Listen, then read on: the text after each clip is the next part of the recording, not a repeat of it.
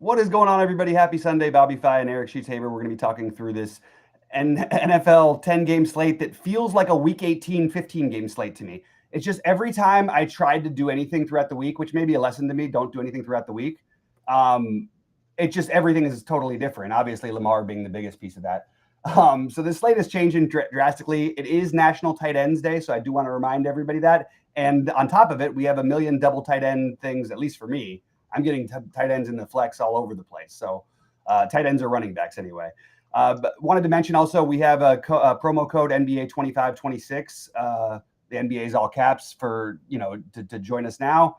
We've been off to a great start in the NBA. In addition to all the NFL stuff, I had another 5th place finish that almost got there. For some reason, Luka ended up 5% owned on FanDuel on Friday, and almost took me to the promised land. So nearly won the big one again. Brandon shipped the other night. I finished second in the big one on the first night.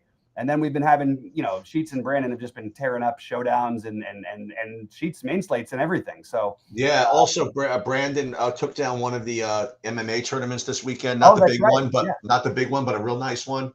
I got like 3rd solo in the main, which was pretty good for like 5,000 or something like that. Oh, nice. So that was good. And today, I mean, just so you guys know, I mean, if you're TrueDFS members, I am going to be trying to put up projections on everything. I know that like nobody cares about anything except for football, but I really do believe that if you spend just even like a moderate amount of time on these other sports, like everybody's paying attention to football. Yeah. I mean, I'm going to throw this. I'll just throw these in the Discord, but I'm going to throw some F1 projections up there. I'm already on a good start to the soccer slate that started an hour ago. I mean, like I know it's not just about getting EV and you want to have fun and play sports you like and all that stuff. But if you like playing these sports anyway, there's no reason to not play them on a day where they're softer. Mm-hmm. So I'm going to be putting up projections for the NBA slate, just so you guys know, that starts at 6:00 tonight. I didn't even know there was an NBA slate tonight. Well, you know what? Exhibit A, right? Yeah. I mean, like it's so, and it's not like a 2-game slate. I mean, they're actual games, and it's 50, and it's 50K for first in the fadeaway. You know what I mean? Like, so it's money. So I'm going to put it up there for that. But obviously, like the majority of the equity is coming from football, so we can spend some time on that with a lot of stuff. A lot of craps happened during the course of the week. A lot of injuries, and there's actually a very relevant injury I'm still waiting to get. If anybody gets the Drake London news, Drake London and Tyler Algier, which by the way doesn't sound like much, but instead of getting 50% of Bijan, maybe you're getting 100 now. Right. So, but the Drake London thing is definitely something to monitor. So we should get that at 11:30, I guess, by 11:30. Yeah, I think we'll get it probably in the next 40 minutes or so. Yeah. Yeah. So that will, and if that happens, we're going to have to redo that because I think Mark Mooney is going to show up even more than he would have otherwise. Really interesting, like quarterback starts this week. Like Atlanta, kind of out of nowhere, Penix went to the injury report and got ruled out. So you get the Kirk Cousins experience, which you didn't expect to happen again. You had the Jets, who were all ready to bench Justin Fields to play Tyrod Taylor, and Tyrod Taylor got ruled out. So they're like, now they don't even want to play Justin Fields, but they have to. So we'll talk about that. Not to mention Lamar, like you said. I mean, just basically, like, I don't know what that was all about. You know what I mean? Like that could almost be investigated. You know what I mean? Just because of the impact that the spread it had on the spread and everything like that. Mm-hmm. That was kind of strange. To like let everybody think he was playing. I don't know. Why do we? I mean, maybe it's just us, our cynicism as a society, but why do we assume that something funny is going on? We don't assume something funny is going on, but it's because this is the new, not the new environment, but this is the environment, especially what went on with the NBA and like all that stuff. Like all these things are going to be looked at through that lens. Yeah. When there's all this, when there's billions of dollars now legally like riding on this news, Yeah. So whether it was on purpose or not, the point is that it affected like billions of dollars of money flows in a meaningful way because you have 7-point middles that could have possibly been dragged out if anybody knew about it. You said to me first thing when we did a preview on Wednesday, you said there's still some people questioning Lamar. So that's true. No, you know that's what? true. In all fairness, if you're sharp and you're tied in and you're attached into all this stuff, right? You should have been able to take advantage of that, right? Yeah, the Royal, everybody. I mean, to me, this is clearly that he was trying to play. This is kind of a must-win game for them. It's not like they're 5-1. You know, they kind of need to win every game as much as they possibly can. They're in last place in their division and the co-favorite. Is it possible then that if they lose this game, like Lamar gets shut down for the whole season? I think. Well, they'll still technically be in it because I think that they'll probably 9-8 can probably win it, but they'd have to go like 8-2 or 9-1, which they could do. But they do have a very soft schedule, by the way. They have a soft schedule coming up, and everybody knows when they're healthy, when they get everybody back, they're a force, especially once they get their defense back as well. Yeah. So what? So how do you want to do? Do you want to go by positions again? Yeah, let's do it by position. And I guess we'll start off. We'll start off with quarterback. And I guess if there's any other overall thoughts you have that you want to drop in, feel free. We are waiting on those news things. There's Rashid Shaheed. I mean, it's not going to matter because it's in the afternoon anyway, and you're going to know more. Like at least if he's dressing. But there's like rumors that he's like going to be traded. I saw that come a couple places this morning. Really? Which is kind of a weird one because he's a play I actually really like for DFS, and I like that game, which you sort of pointed out early in the week. So that's just something. But again, not have to worry about that until this afternoon. The official announcement was that he was available for the right price. Okay. So, all right, Cheats, let's start off with quarterbacks, which of course will lead to some stacking options. But some of the quarterbacks I think you could play naked or just single stack and nothing run back. I think that's fine too. Well, let's start with this question. I'm going to go through like my ownerships and again, this is now after the London news. I'm going to run a whole new set of projections. I'm going to run a whole new build, and who knows what happens. But like right now, I'm pretty spread out. I mean, honestly, and remember I mentioned that I'm getting a lot of like who I don't really want. I shouldn't say that, but like right now, my highest owned quarterback is a very awkward, like Daniel Jones, like at 13.9%. Like it's awkward because it's like, how does he smash in this game? You know what I mean? Like he could smash because Indianapolis is awesome. You know what I mean? Like in general, and that he's awesome and et cetera. But to smash it in a GPP, when I don't know if I think you need 4 quarters. You know what I mean? I just do, and I've seen quarterbacks do it before, but with John Taylor scoring touchdowns, I mean, I don't know. I don't like it, but that's where I am. Second, the other 3 highest owned I have are Jalen Hurts, Joe Flacco, and here's the one I want to talk to you about. How much, if any, are you getting of Tyler Huntley? Because I'm right now getting like a full 11%. So that's where I am right now. And you let me know what you think. Yeah, I get it because the projections. I don't want it. It's like I've got 2% of it. I have to say though that it is interesting that game just at low ownership because he's going to have. Well, actually, he won't have that much ownership because Tyler Huntley. He'll have some, but he's not going to be like crazy. I mean, they're still the favorite. Man, I don't know. I'm having trouble with that game, to be honest with you, because that's probably been the hardest point for me is because there's a part of me that still wants to play both sides of it. And I feel like the point total dropped too much. I also feel like the Ravens, you could say they're favored by a little too much. I still love Derrick Henry and I like, Zay Flowers is super cheap. I think Adunze, the matchup hasn't changed for Adunze and DJ Moore. You know what I mean? Correct. So that's been the game that I've sort of struggled with. Right now I only have 3% Tyler Huntley, which is going to be a little below the field probably, but that's where I'm at. I have Bo Nix as my highest owned quarterback. Now a lot's going to subject to change to the afternoon. I do bump the afternoon guys if I like them. Yep. And I like Bo Nix a lot today. So I have Bo Nix and Daniel Jones as my highest owned quarterbacks. Those are decisions I can leave up to late swap. You know what I mean? And then I also have I've got Jalen Hurts, then Joe Flacco. Look at us, Joe Flacco. Just we're gonna keep doing it. I think it makes sense. Joe Flacco, Josh Allen, those are my above 10 percenters. I really like Baker, and the only reason I think I'm not getting to more of him is because I think he will be a little more popular than what people think, and I sort of adjusted the projections to go that route. just by a couple percentage points ownership wise, but that'll change things. I also think we should really consider Justin Fields here today. Look, if we've played Justin Fields a million times, right? And he can get their garbage time, he can break one big play and then just sort of do his duddiness the rest of the time. This is the best matchup in football, like other than Dallas, basically for him, right? Like, and even maybe better than Dallas. I don't know.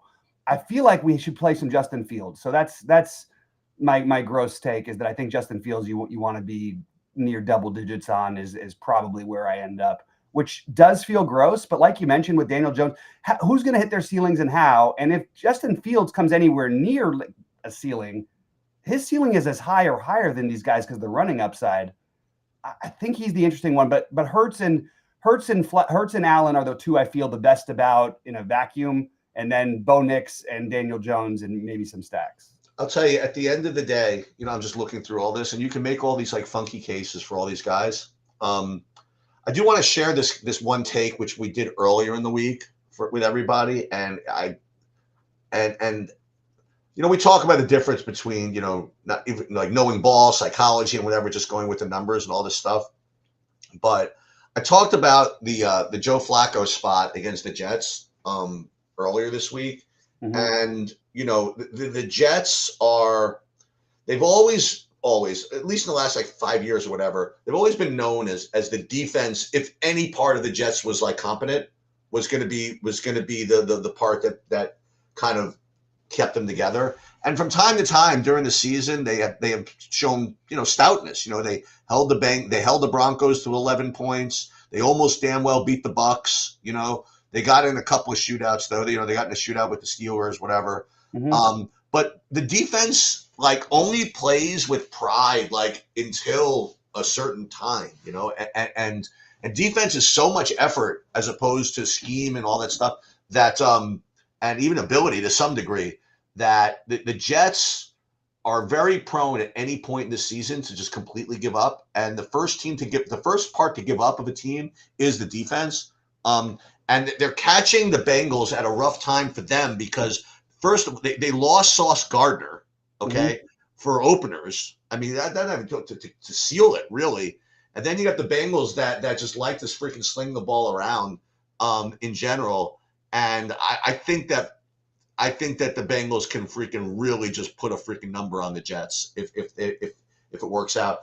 To your point though, if the Bengals have been prone to get into these freaking wild games also, like that game against Steelers last week, that was what you expect really of the Bengals, the Bengals with Joe Burrow, like to put up points and not stop anybody, right.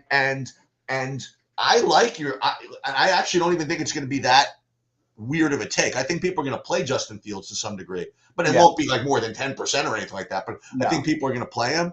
And it's what's hard about playing him is they have nobody to play him with because even Josh Reynolds is, nobody's playing, right? Yeah.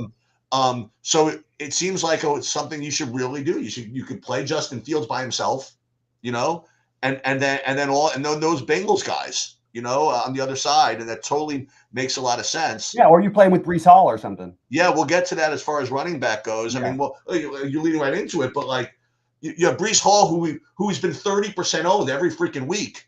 Okay. Right. And now he gets the nut matchup with no receivers on this team and no one's going to play him. You know what I mean? Like I like this whole thing a lot actually. Yeah, I think that's a good point. I did want to mention one other horrible take I had because we're getting a question about any red rifle of Andy Dalton is. I think I have 1% of them, so I guess he's viable. But I don't think. I mean, look at Buffalo's defense. I don't believe in. Andy Dalton always plays better than people expect, but I don't think you should be like trying to go out of your way to get him. I just think I was going to take what I get of him. The one thing I will take, and this guy's on the injury report, but he's expected to start today, and it's the most gross play in the world. And also, I love the over in this game. I really think that Tua could have a game in Atlanta. Like the Atlanta's pass rush is the only thing that scares me. But I'll be overweight. I just wanted to mention before we moved over to running back that I do think that getting some Tua stacks, whether it's why are we laughing? That was the one that was one of the stacks that we talked about for 25 minutes the other day. I mean, there's literally nobody playing it. to play. I mean, they're in a freaking dome, and Atlanta's going to be played all over the goddamn place. Yeah. And if God forbid Drake London is out, then Yeah. all the Mooney's going to come in. So you get a Bijan and Mooney. I mean, why And not? Like you said, play Malik Washington, play what's his name, Mhm. the wide receiver, Waddle. Waddle. And why not two? And remember, you want to talk about like park upgrades? Like this Yeah. is like the greatest park upgrade in history. Like coming from freaking Cleveland into freaking 25-mile-an-hour wind and rain, you know what I mean, to the dome. I mean, this is like Tua's dream, So and of course everybody's written off Miami because Michael McDonald is not Michael McDonald from the Dewey Brothers. Michael McDaniel is kind of lost his mind a little bit, but he always lost his mind. And we'll talk about one of these days. It's like such a fine line between like an esoteric savant, troll, the guy from the Celtics, and like Michael McDaniel, and it's all based on like your win-loss record. You know what I mean? Like if the Dolphins were like 8-1, like all of his nonsense with the press, he's trolling the press by we talking whatever, but you're 1-8, you look as you're a lunatic, Right. In any case, I like the Miami thing a lot. I like that whole game a lot, and yeah. So other quarterbacks I'm looking at. I mean, I mentioned Rattler earlier in the week, and I actually don't even think that's going to be unpopular. I think that whole game people are going to play. Yeah. Atlanta and New Orleans.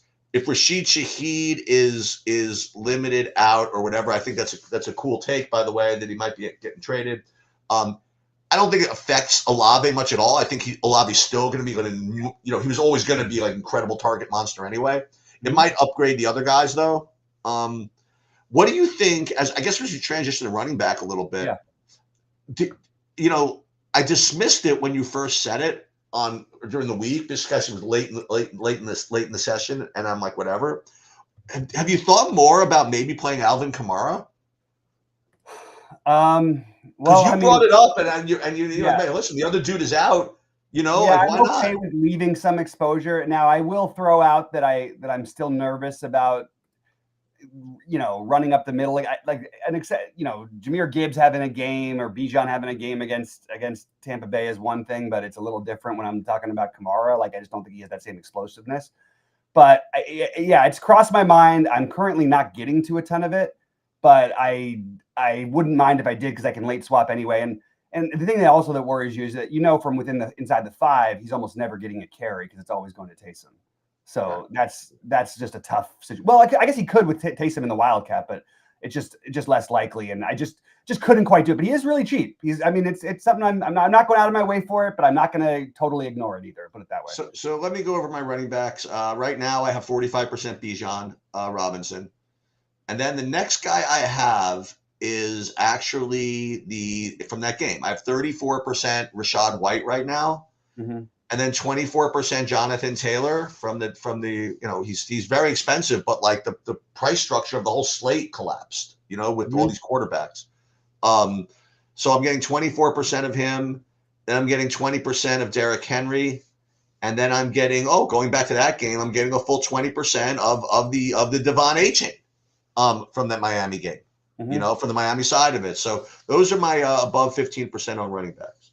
Yeah, so it's hard because some of my running backs are in the flex, so I'm trying to read it the best way I can. No, you know what you do? Just look at it from all positions. Yeah, but I can't do that looking up each player's name. No, but you go all positions, you can identify who the running back is. Just go like literally by all positions, sort by exposure. Yeah, but okay. It just then I'm scrolling through a list of hundreds of names though. I've got not that many, right? I mean, if you're sorting by exposure, 107. If I sort by exposure, then trying to scroll through for running backs. Oh, okay. For me, it was pretty. Okay. So I'll try to do it like that. Because I know I'm going to miss somebody here. Yeah, Bijan is my highest owned. A-Chain is my second highest owned right now, followed by Rashad White. Nothing spectacular with any of those. Those are all just the standard ones. The next guys for me are Breece Hall, and I love Javonte Williams going back to Denver today. And I like Denver's defense. I believe the Cowboys can do what they want when they put their mind to it. I also think Denver has proven they get into really weird games. They've had 3 of them already out of their 7 games so far.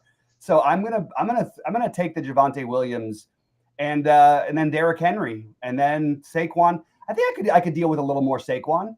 And then Jonathan Taylor is the one I'd like to try to get a little bit more of than what I currently have, but he would be the next one for me. So here's the thing. Okay, I just wanted to run off some names, right, and give a really 3 seconds like justification. Okay, so and then I'm going to tell you why in a minute. So Devon A-Chain, obviously in a dome in a game that could score a lot of points. We like him. Bijan, I mean, obviously talk about Bijan Robinson. Christian McCaffrey, okay, you'll probably be like lower owned than usual, maybe. He's always playable. He always has a lot of upside.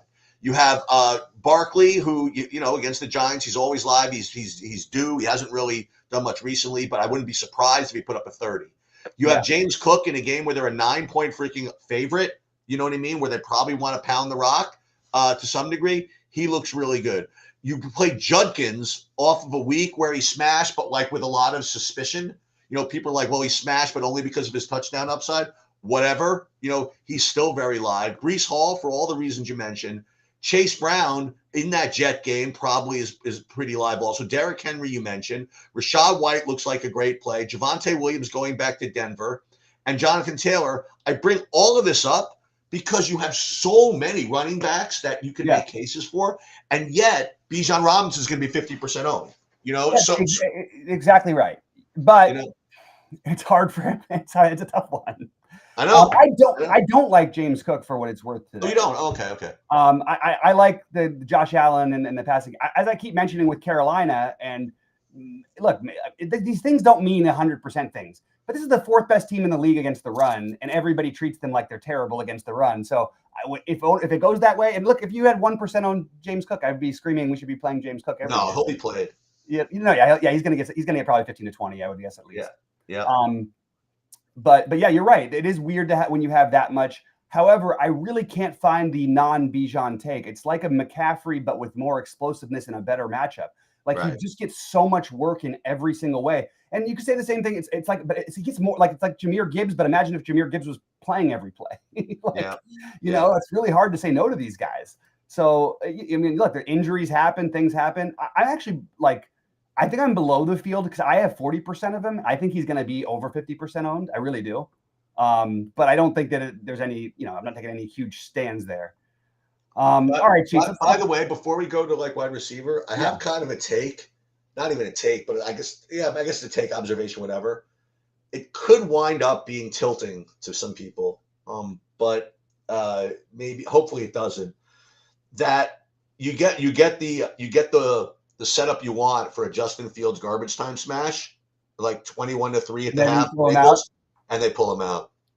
Yeah, it's very likely. I'm not gonna say likely. It's totally in the cards. Like they were benching him for a reason, and the owner like came out and said, I'm not blaming my coach if my quarterback is this terrible. You know what I mean? Like this is not good. You know what I mean? Like he's getting the start because because he has to, right? But I'm telling you that at 21-3, he's out of the game. Well, one of the first things I saw when I saw that Tyrod Taylor was out yesterday, one of the first things I did was just double check. I was like, is this game in New York or is it in Cincinnati? Because if it was in New York with the crowd coming down on you and everything, I think it might just be halftime. Well, not to mention, I think Justin Fields might be from there. From he's from what's it called? Ohio, whatever. Yeah. Well, he played at Ohio State. I don't know actually where he's from. Oh, okay. It's funny though. I was watching this. Just a quick side tangent. I was watching this thing on Twitter about Justin Fields in college highlights, and they're like, look at all these amazing plays. Why didn't he turn out? Because he's huge and he's got a cannon of an arm and he can run and he can do everything. And I'm like, do you realize the receivers he was throwing to? He had everyone from Smith and Jigba to, Ohio State is literally like the best wide receiver group you've ever seen. Ohio State and LSU, basically any great wide receiver came from these two schools. You got Ibuka that was after his time, but still, he had everybody in the world to throw to at Ohio State, and he really doesn't have any receivers to throw to. Well, you want to talk about somebody, a team quitting. I'm not saying this. I don't know how hurt Sauce Gardner is really. Yeah. But Sauce Gardner actually played at University of Cincinnati. So for him to be skipping this game, that's like, it's I don't know what that means, honestly. Yeah, no, that is weird. Let's see if I can do this here. Okay, so let's talk some wide receivers because I actually don't think I need to scroll because I don't think I'm getting like any of them in the flex. I think it's all running back tight ends. pretty much. Not all of it, but 90% of it, I would say. All right. So what do you got at wide receiver? Who are you Well, getting? that's nothing right now is very earth shattering. I mean, with no AJ Brown, I mean Devontae Smith is looking like extraordinarily strong here. I have like 40% of that right now. Same. And then the other one I have 40% of the Jamar Chase. You know, so those are, I mean, nothing particularly weird about those. Then I have 22%. I'll go with the 15% or higher. 22% Olave, and then I do have 17% Igbuka. I still worry that he's hurt. I think he might actually be a little bit hurt, but it's hard to ignore the situation. Yeah, so I have 17% of him. And interestingly, those are the only guys I have over 15% of. Like some other dudes, okay, currently I have 13% Drake London, but who knows? Any news on that yet? Anybody? I'm looking. Okay. I mean, it might have come out, but I'm looking at the Twitter. 13% Jalen Waddle, 13% Zay Flowers. I mean, I do have like 12% of the Jalen Noel. There you go. Khalil Shakir from Buffalo, I have over 10% of. Just trying to pair some up with guys we've talked about. Cortland Sutton, Michael Pittman. But the top guys for me are Devontae Smith and Jamar Chase by decent. Same here with and I have Olave and Ogbuka after that. I think Tez Johnson is I mean, like, I don't know. I keep forgetting him. Did anybody watch this guy? Like, and also, like, he had a touchdown the 2 previous weeks. Like, they're going to run everything for him too, especially if Ogbuka is banged up. Load up on Tez Johnson, in my opinion. I have a Tez Johnson the same amount I have a Ogbuka. I really like that upside play, and I don't understand why the ownership isn't going there. There are times where I just feel like the projections, I feel like, look, if you can find like 6 or 7 projections that seem off and you're right, you can crush everything with the SaberSim platform. You know what I mean? And this is the Tez Johnson one is one. It's not just SaberSim though that has him projected lower. I think he should be projected significantly higher. I'm not as good at this as I am with basketball, where it was pretty obvious that Anthony Wembanyama and Luka being projected for 53 fantasy points should never be the median outcome for guys. Luka averaged 67 last year, and he doesn't have LeBron. And Victor Wembanyama is going to average like 70 this year or 65. Anyway, but Tez Johnson, I like the Noel play maybe a little more than most. I think you want to get some exposure to it because Houston has to throw it to somebody, and we'll get into it at tight end. Ian Rappaport says Drake London is out. Okay. So there will be a projection update. Darnell Mooney will be upgraded. That's the only thing I know for sure. Kyle Pitts will be upgraded, especially. I think. Who's the other one? Kyle Pitts will be the biggest one. Kyle Pitts will be upgraded. Who is the other wide receiver? They don't really run that many stuff anymore. That you would have Casey Washington or David Sills. I don't think either of them are going to become particularly playable. Remember, for Houston's already missing 4 wide receivers, so we've got both sides. Now Atlanta, you'd rather have the Atlanta receivers, but like you at least have. I don't know, man. Actually, let's wait to see what the projections do. Yes. I don't know what to do with that one. Yep. All right. Yeah, that's okay. Kyle Pitts will be upgraded. Darnell Mooney will be upgraded. To some degree, as impossible as it is to believe, maybe Bijan will be upgraded. Yeah. Do you think that? I'm trying to figure out the way to. Do they think they can just beat Atlanta that easily, or Miami that easily? With you mean with Kirk Cousins and I don't know. Well, I mean, they signed Kirk Cousins to a huge contract, so he was a huge part of what they planned to do. Yeah. Before they realized that, hey, this guy can't move. So I don't really know what the hell's happening, but that does surprise me. I thought London would end up fighting it out. Anyway, that's gonna change the wide receiver thing a little bit, and it's gonna open up again more value, which we had some of, but we certainly will have a lot more now. The problem it's going to make, and again, Bijan might end up with the projections going up to like 65, 70%, which does bring into like play, like, is it worth it maybe capping him at 50 if we really believe he's going to be that high? Because like you said, there's a lot of other options to play a guy who might be 60 or 70% owned, and it really might be that high, especially in high buy-ins. I don't know. Something worth thinking about. Officially, Shedeur Sanders inactive. That doesn't matter. Dalton Kincaid is officially active. Okay, that means his projection will probably go up a little bit. All right. So, yeah, and again, Tez Johnson, I've got 22% of.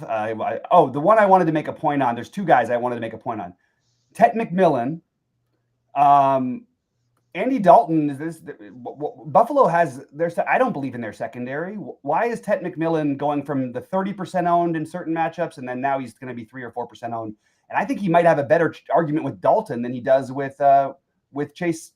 Can't get the ball over the line of scrimmage, Young.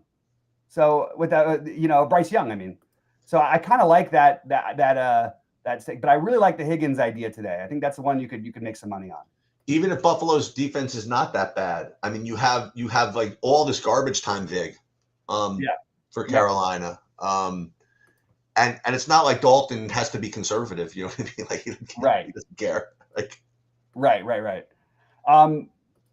I did want to, I forgot to point out one other guy who in my opinion is being way misprojected, and that would be DeAndre Swift. Now, again, so many running backs to choose from. So many of them, right? I mean, points projection. He is officially active, and I'm wondering if him being questionable is the reason why he was projected as badly as he was. So maybe we'll see his shoot up a little bit. David Njoku's officially active, which is going to take away a little bit of love from Harold Fannin, which I did have some love for him. Don't as much anymore. All right, that's pretty much the injury report that we've got so far going on. Good. All right, Sheets. I think it's a loaded tight end position today, but there's one guy. There's just two guys who stand out so far above the rest to me. I'm betting that you have the same two guys. No, you're going to be wrong. You're going to be wrong. Okay. So I'm going to have two of them, but not the third. I'm going to have two. I'm going to have one of them, but not the second. So my top two are actually Dallas Goedert, and then also not Tyler Warren, but that's not what I thought. Oh, but Dalton Schultz. Yeah. Okay. Yeah. Oh, good. Yeah, okay. I think those guys are going to be the ultimate massive chalk, like 30+% owned. And what now? Here's a question. So why? And I happen to like Tyler Warren like a lot this week. Me too. Okay. Me too. I mean, like every week, and we talk about this all the time. You know, these high upside tight ends, you just hard to replace. You know, I don't know exactly. I mean, I know why from a narrative and why, a ball talk perspective, he looks so good, but I don't understand why exactly I want to play 35% of Dalton Schultz. No, you know what I mean? Like I know that he's nothing else to throw the ball to. Right, I get it, but like, first of all, I mean, this 43-point total seems like awfully high for this game. Just in my opinion, I have seen nothing from like any Houston game to suggest that it's going to go over 43. I mean, their defense is good and their offense is terrible. You know what I mean? So San Francisco is, they can, who knows what San Francisco does, but it's not like they're going to get into some huge shootout here. So I don't know about this whole Dalton Schultz business. So right now I am getting 34%. I'll just tell you, Dallas Goedert makes a lot of sense, with AJ Brown being out but to your point, relative to what else they have, I mean, at least Philly has stuff. You know what I mean? Like with AJ Brown out, they have like a lot of, they have a lot of options, not to mention Saquon Barkley, where Houston has no, I mean, they have guys. I mean, they were throwing to guys, but like they just weren't completing to any of them to them. So, so interestingly, you're bringing up like an interesting point because like there is the Schultz thing, but again, it's sort of similar to the Bijan thing. We have a lot of other options here. I mean, I got 20 tight ends that I'm playing, so I know there are other options. And like Dalton Kincaid is 1,000 more, but for example, Dalton Kincaid is like he's the third leading scoring tight end on the season. He's just barely behind Tyler Warren, and he was. I think his projection was down because he was questionable too. Why not do something like that, right? Okay, let's look at this for a second. So we have Buffalo against Carolina. I'm just looking at the SaberSim team total. They're 28 and Carolina is 19. Okay. I'm looking at the Philadelphia Giants total. Philadelphia is 26 and the Giants are 18. It's basically the same. Okay.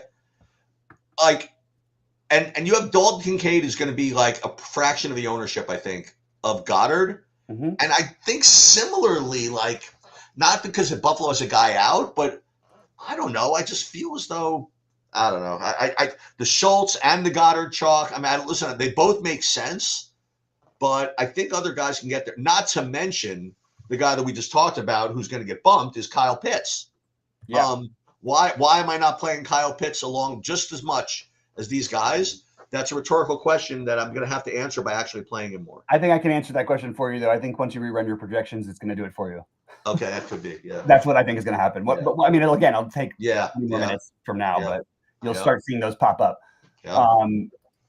Yeah. So I mean, just one other guy who we didn't mention with a ceiling at tight end, who I have as my third highest owned tight end, and no one's talking about him. Why not George Kittle on the other side of that game? Like George, talk about we've played George Kittle at 6,500 before. He's 4,500, and they have no receivers. I mean, they've got Jennings back, but like the team they used to have. Pearsall is out, right? What's that? Pearsall is out, right? Pearsall's out. We used to play him when they had Ayuk and they had Debo out there. We would still play George Kittle. Why can't we play George Kittle? Talk about an upside. We've seen George Kittle put up like 50s before, 40s or something. You know, I think he did have a 40. He had a 3-touchdown game on Monday he had like a 50-yard running touchdown one time. I don't know. I think that George Kittle is an interesting way to go. I also love Tyler Warren, like you mentioned. I'm in on that as well. I don't mind the Juwan Johnson. In the afternoon slate, I'm just going to tell you guys the truth. And look, you don't have to bet on me on my afternoon stuff or whatever, but I am probably going to play, keep taking this terrible. I mean, look, it's not terrible. Terrible Taysom? Well, I mean, it's the thing is, when it's right, it's the greatest call in the history of being right. And there's still some upside because he's going to get some carries at the goal line. So if he just pushes one in, you're already at 6.5. You know what I mean? But remember, there was that 1 week sheets where I got him at 0.3% ownership, and I had like 15% of him, and that was the week he put up 46. So you have some upside with that one. I also wanted to throw out Isaiah Likely and Mark Andrews, but Isaiah Likely especially. He's 2,600, and actually Huntley. Maybe he's not going to sling it downfield as much, but tight end should be his friend. So I actually like the idea of maybe getting to some of the Baltimore guys. What has Isaiah Likely ever done for you, though? For those of you who don't know, Isaiah Likely was the millionaire scorer. Which, by the way, I told you I was killing myself that day because, I mean, even with that play, he still didn't catch the Rams, the Higbee, but because I had Higbee at like 1% or 2% on a 4-gamer. And I was like, why did I pull it for Likely on going into the second day anyway? Just funny. All right. Anyway, we move on to some defense talk, and then we'll start talking about some hot takes and whatnot as we start to figure this slate out and wait for these projections to update. Naturally, for the first time all season, I did not get more than 20% of any defense, like without doing anything. How are you looking at defense this week? And I know you're not going to play more than 20 of anybody. I won't. And I'm not getting any. So I'm getting, boy, it's oh my God, this is pretty sick. So my top 3 are coming from very similar spots. So top owned I have is the Eagles at 16% against the Giants.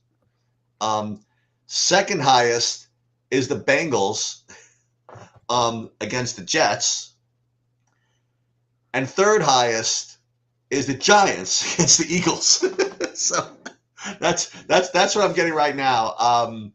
And then all kinds of stuff. I mean, the Falcons against Tua. I mean, that always makes some sense, but just again, be careful of this spot against Tua, like we've talked about a little bit. Yeah, I still like the defense against him, but I think that you're right. He could still put up a big game, and the defense. Tua's a different dude in this weather. I'm telling you. Look at all those highlights of him playing in the college football. Yep. All of the things in the domes and everything, just tearing it apart, throwing for 500 yards. Texans are good. Browns are always good. The Patriots, for that matter, are pretty good. I mean, there are all kinds of teams you can play. Yeah, I have the Patriots and Eagles as 1 and 2. I'm not really loving this Eagles thing. I kind of think they're over projected, so I'm going to bump them down a little bit. Okay. Just because I don't think I need to. Like, I think they're totally legitimately could be the highest scoring defense, but I don't think they need to be projected as the second highest scoring defense. The Colts, if you can get to them, but it's going to be hard to get to them, but maybe not as much anymore. I think that some of these more expensive defenses are going to become more and more popular because I do think we're going to have some more value than we thought we were going to. So I think you're going to see Colts and Patriots a lot. I like those ones.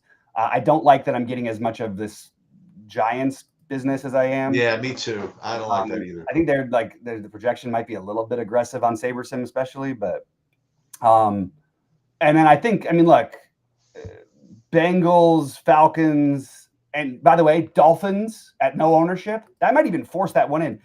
Kirk Cousins, this is what we like to do, right? We really do, don't we? Why don't we take a shot? Who knows what he's going to look like? I'll tell you one thing. If he's under pressure, he's throwing a pick, he's taking a sack fumble, something's going to happen. So force him maybe a little bit of Dolphins, maybe bump their projection up a little bit. Yeah, I'm good with that. All right, so I bumped him up half a point. That feels good enough for me. All right, we're getting more stuff in, and okay, Sheets. So let's talk about any hot takes you might have. Anything that I mean, we do it every week, so I'm sure you've got some idea. It's a tough week, though. See, the thing is that like everything that we talked about is just maybe not even that hot, but all right. I mean, I'll just. It doesn't have to be hot. It could just be the best. No, I know. I'm gonna go. I'm just gonna keep going back to this New Orleans Tampa thing. I mean, just keep playing these New Orleans games. I think that's very live to take the whole cheese. And the other one, I'll just go right back to the thing I've just kept going back to is this Miami Atlanta thing. And not just the Bijan. And unfortunately, you're gonna get chalk now from these other freaking receivers. But play the Miamis. Play Tua, play A-Chain. Play Waddle, play Malik Washington, and hope the game just kind of explodes. Yeah. Okay. I'm going to go on a limb and see how this is going to work out for me. There's 3 plays that I want to highlight for the millionaire maker. Tez Johnson, Noel. Now, I'm not saying these are revolutionary, but I'm saying maybe all 3 of these guys together. And then I still really like Derrick Henry today. So I'm saying I'll put 3 of those guys in the lineup just to make sure that if they're all in the millionaire lineup, I at least had one exposure to some of the nuts. All right, man. Anything else before we get out of here? I'm going to go with one more. This is going to be like, I don't even know if this is a hot take. This is like a weird take to make, really. My sort of hot take is that Javonte Williams scores under 10 fantasy points in this game. He's not getting like any ownership. I know. That's what I'm saying. That's why it's not particularly a hot take. You just don't like the narrative on this one. Yeah, I don't like this one. I don't like narratives of teams going into Denver. It's like also the weird. If you want to even to backpack, even though I'm totally on the opposite side of this one. Yeah. You have a guy who what he said is he's like I can't get ready. I want them to feel me. I can't ready for them to feel me, which is also like get you pumped up. Then you realize like. If I'm a running back, I want to get away from the guys feeling me. Don't you want to say I want to run away from these guys who are trying to get me? Not I want to get physical. I think that at the end of the day, I forgot to mention this as we wrapped up quarterback. We were talking about all these guys. I said at the end of the day, and then I got sidetracked and said something else. At the end of the day, really, with all these like kind of cool, weird and different quarterback takes, I think your ranking of Knicks at the top is probably just the best. You know what I mean? Like all this other stuff, you could sort of like weave in and make narratives and make cases for whatever. But like really, at the end of the day, Dallas's defense is the worst, and Bo Nix has his weapons, and he has shown that he can put up numbers when he needs to. So I do think that I really not much say hope, but I wonder if with all these other newfangled plays that people are coming up with, maybe just maybe he's not as popular as we thought he was going to be. No, it's possible, but I want to throw out one of the. I do think I'm going to say Josh. I did have one other take. Josh Allen is going to be the highest scoring quarterback. Okay. By a lot, and it's going to be in a come from behind or whatever. Carolina's covering that game or winning that game. So let's stack the Buffalo Carolina game then. Except for I don't necessarily want to play anybody but Kincaid with Allen, but yeah, or Shakir. I guess Shakir's okay. Well, but so you know what you do? You play your McMillan. McMillan, yeah. Play your McMillan. Play your Kincaid. Yeah. And play Allen. I actually think that's a really good. I think McMillan should have been my hot take. Yeah. Yeah, I like that one a lot. All right, man, this was good. Okay. Guys, good luck today. We'll be back with whatever we're doing tomorrow. And then we've got the Dodgers in the World Series tomorrow, but we've got no baseball today, thank goodness, and we can focus just on this very weird football slate. So yep. Good luck. Let's make some money. And Sheets, you got to take us out of here. You got to say it. I guess. All right, guys, make sure to hit that like and subscribe button. Hit it on the way out. Go Packers. Go.